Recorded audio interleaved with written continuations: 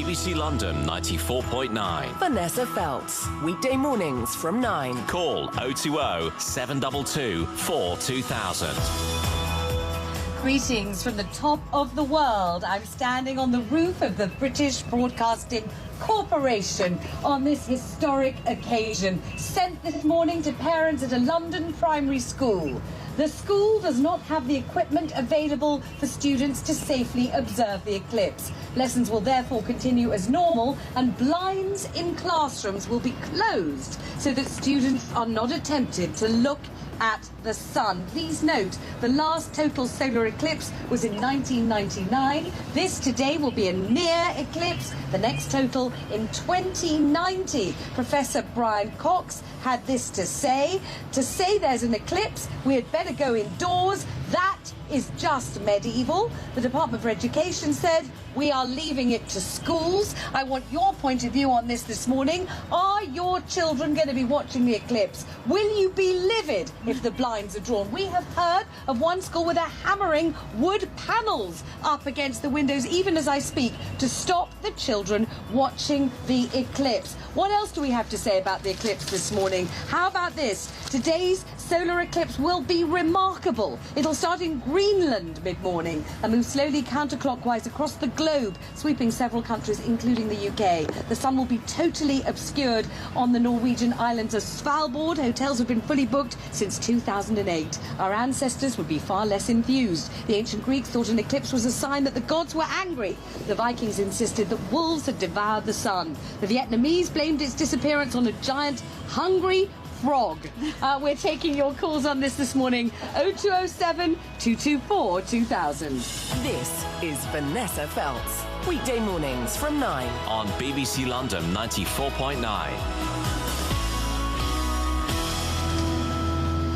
Good morning, lovely listener. Welcome to BBC London 94.9. Many thanks to Paul and Penny for a phenomenal breakfast show this morning. I am standing on the roof of the BBC. I am queen of all I survey, as I'm sure you can imagine. The view would be utterly spectacular were it not for a most annoying sheet of cloud which seems to have engulfed the capital. Nevertheless, I am told that at some point extremely soon, all about me will go dark, as Milton would have written, had he been here with me on the roof of the BBC, a darkness visible. And joining us to explain why and describe the situation, Dr. Chris Scott, space scientist at Reading University. Good morning, Dr. Scott. Good morning, Vanessa.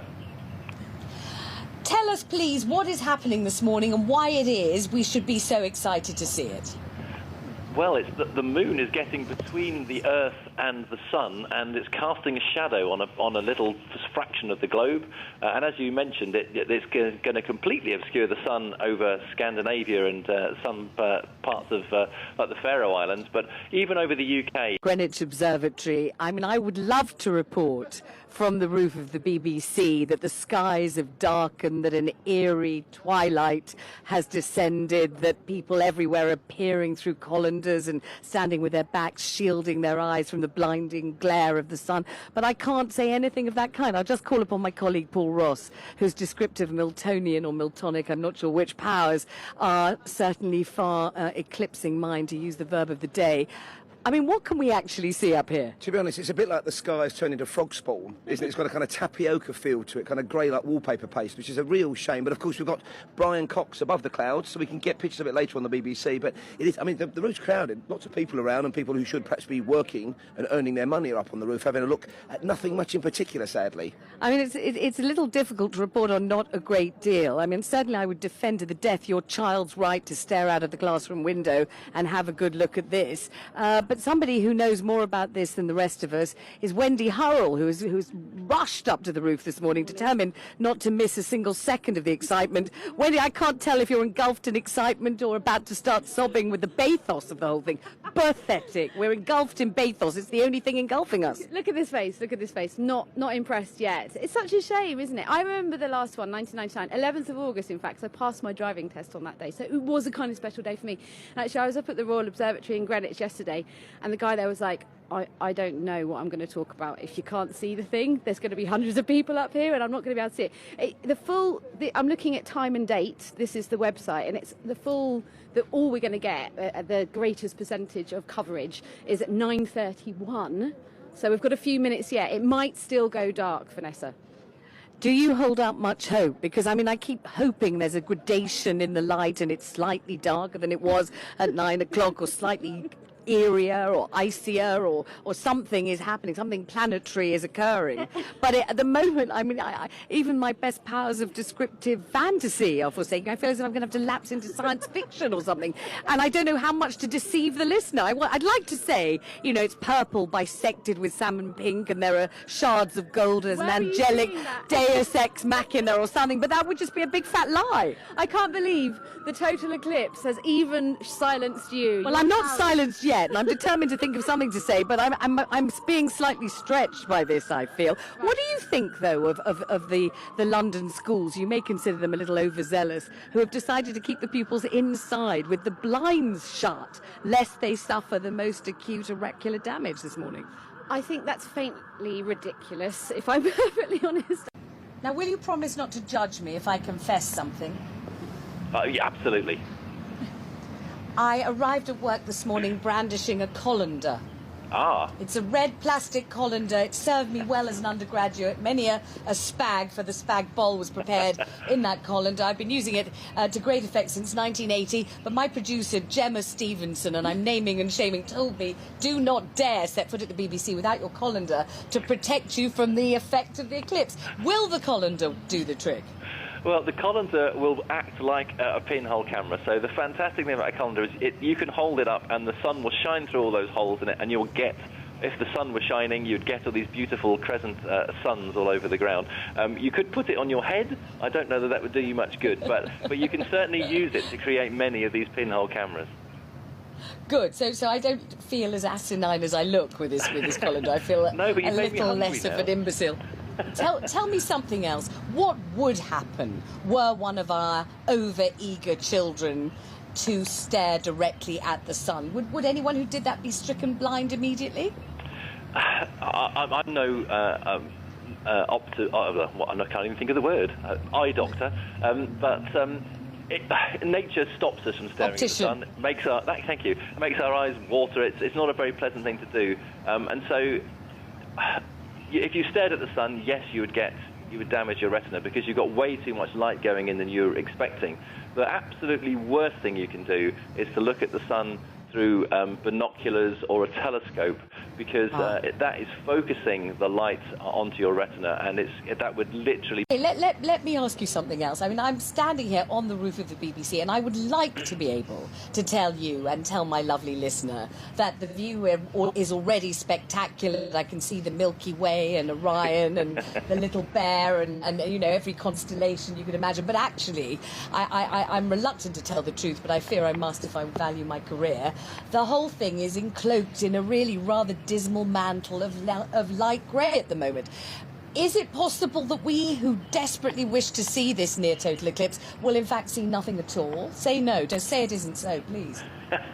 Well, if it's cloudy, then the chances are that you won't see it. However, when I was down in Cornwall for the 1999 eclipse, it was bucketing with rain only minutes before, and very dense cloud. And what happens as you eclipse the sun is you cut out the sunlight. You're taking away that warmth that the sun's providing to the atmosphere, and the atmosphere cools, and the clouds actually thin sufficiently for us to see the eclipse through the clouds. And so I actually did get to see the eclipse, even though it was cloudy. And that's what we're hoping to achieve here. At the University of Reading, we have set up a national experiment where we want to be able to help us monitor the weather, because we're really intrigued. Does an eclipse make the clouds thin? Does it make the wind change direction? Does it? Well, we know that it causes the temperature to drop a bit, but it does have these effects. So even if you can't see the sun, then take a moment to notice the environment around you, because if the wind changes direction or if the clouds thin, then that's information that we want to know, because it'll help us piece together how an eclipse shadow influences our weather.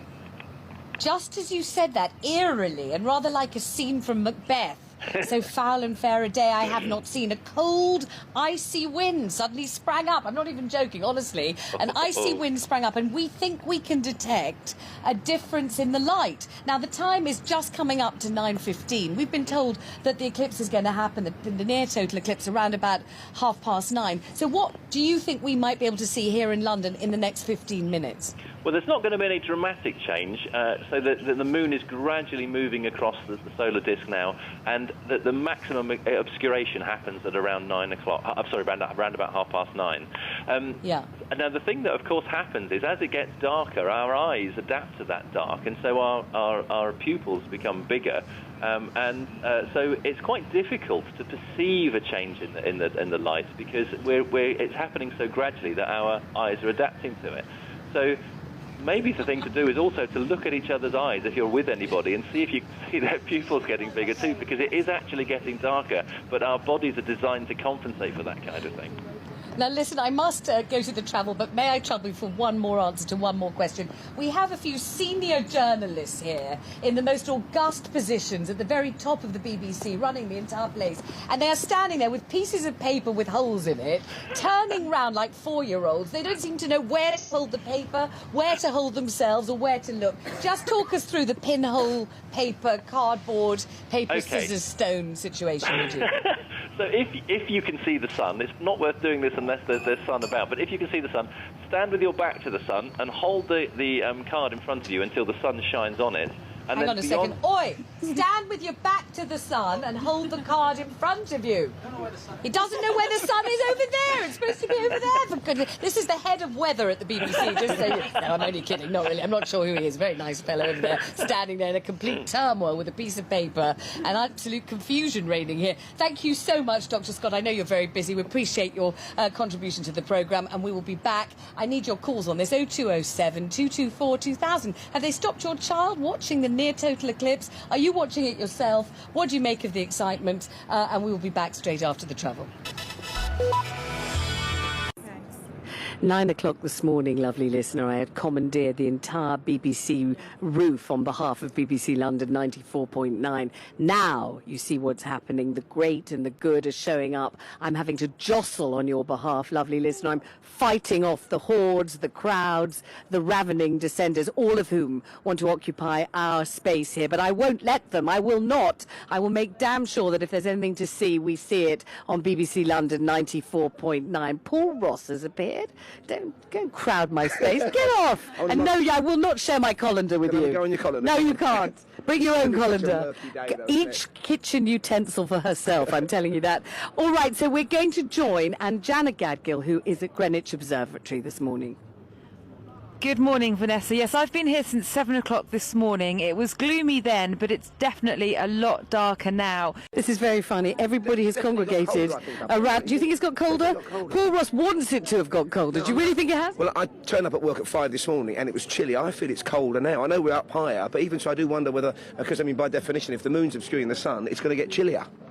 By definition, I can't think it's any colder. You should have worn a decent coat. You would have been absolutely fine. I don't know if it's colder. Everyone's looking at somebody else looking at an app. I wish I could tell you. Is it time for the news? Thank goodness it's time for the news. Can we go downstairs and admit that we haven't seen a single thing, or do we have to continue to pretend that this is wildly exciting? I don't know what to do. I owe you sincerity and honesty, lovely listener, if nothing else. There's nothing here. I can't see a damn thing, and that is the truth. Not a thing. It's not colder. There's no breeze. It's not eerie. There's no light, there's no dark, no one is looking through a colander. I'm going to go downstairs and get some frozen peas and cook them using the colander, otherwise the whole thing's been a complete waste. And it's now time, very disappointed, and I might start crying. I'm not joking, I need some kind of sedative. I think it's time for the news.